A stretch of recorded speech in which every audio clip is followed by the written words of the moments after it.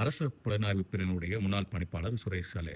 இவருடைய கைதுக்கு பிறகு பலரும் பல வகையில கருத்துக்கள் சொல்லி வர இந்த நேரத்தில் ஸ்ரீலங்கா முஸ்லிம் காங்கிரஸை சேர்ந்த பாராளுமன்ற உறுப்பினர் நிஷாம் காரியப்பர் ஒரு ட்வீட் செய்திருக்கிறார். சுரேஷ் சாலையினுடைய கைது என்பது மத மூட வெறியர்களால் நடத்தப்பட்ட தங்களை தாங்களே அழித்துக் கொண்ட ஒரு சாதாரணமான ஒரு விடயம் மாத்திரமல்ல, சில சதித்திட்டங்களுக்கு அரசியல் நோக்கங்களுக்காக இந்த மத மூடவெறியர்கள் பயன்படுத்தப்பட்டதும் வெளிப்படுகிறது.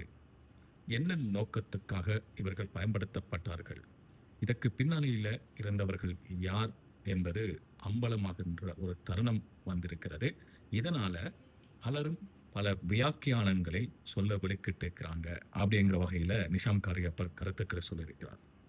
சுரேஷ் சாலை கைது செய்யப்பட்டதுக்கு அப்புறமா நீங்க அவதானித்திருப்பீங்க, யார் யார் என்னென்ன கருத்து சொல்றாங்க, இவர்கள் கடந்த காலத்துல எந்த முகாமில் இருந்தாங்க, எந்த அரசியல் கொள்கையோட இருந்தாங்க அப்படிங்கிறதையும் சொன்னவருடைய கருத்துக்கள் யார் சொன்னார் அப்படின்னு வைத்து பார்க்கிற போது வெளிப்படும்.